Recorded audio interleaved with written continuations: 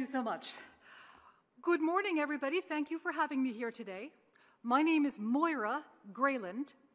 I'm a harpist and a singer, but I sure didn't start out that way. My mother and my father are famous gay authors.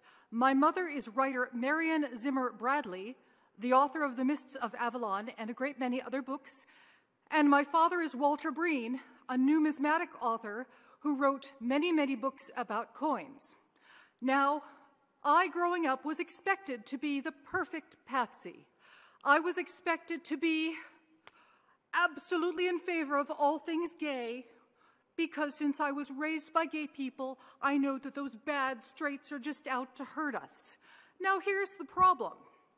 My father knew exactly how it is that you create a homosexual.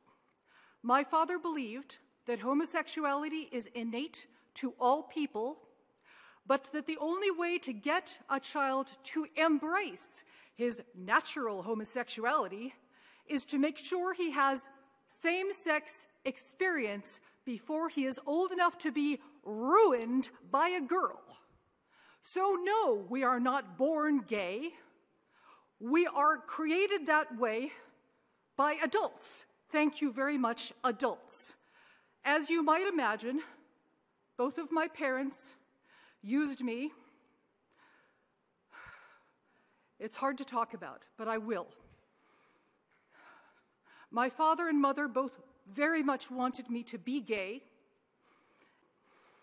My father went to jail because I put him there, not for what he did to me when I was 5, but for what he had been doing to other young boys since long before I was born.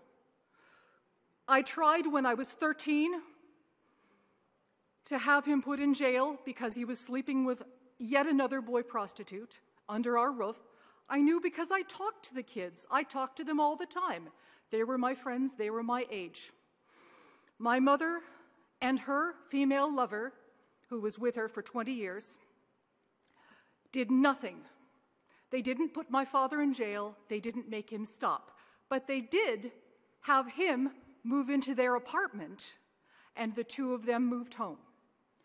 While he was in his apartment, he had all kinds of privacy, and you can imagine what he did with that privacy. 10 years later, my father molested a child in front of me, and finally I went to the cops because it was in front of me and it couldn't be hand-waved away. And he had those books out. He had Show Me, which is a picture. It is a book, a coffee table book of graphic sexual imagery geared at persuading children that sex is natural, as though we should all overcome our natural revulsion. Of how hard it is to talk about these things. My mother has been dead since 1999. My father has been dead since 1993. He died in prison. He confessed. He tried to persuade the judge of the rightness of his perspective. He wrote a book about this that my mother edited, glorifying sex between older people and younger people. My mother wrote a companion article defending lesbian pederasty. None of this should be a secret, and yet people didn't want to believe it. The only thing that they will believe is court testimony, and what is so little known is that the philosophy in the gay movement is very different than the philosophy in the rest of the world. The fundamental difference is this. Gay people believe that sex is good, all sex, all the time, between all people, and more sex will make everybody happy. Is that true? No! No, it is not true. Did I grow up churched? Not on a tintype. I was raised to believe that all you Christians are bad and trying to make everybody limited. And we're evil and we hate gay people and so forth and so on. No. I was nominated for a Hugo. I didn't win, and it's just as well I didn't go to their place because at the Worldcon, I was called a bigot. Of course I'm a bigot.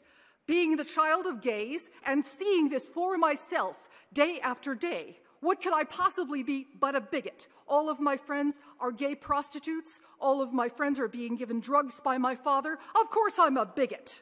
What else could I possibly be? Could I be a child who is living in hell A child who tried to commit suicide the first time when I was 10 and spent my teens sleeping on couches so that I wouldn't have to be yet another victim of my parents' friends or them. In any case, my father went to jail, continuing to believe as he believed.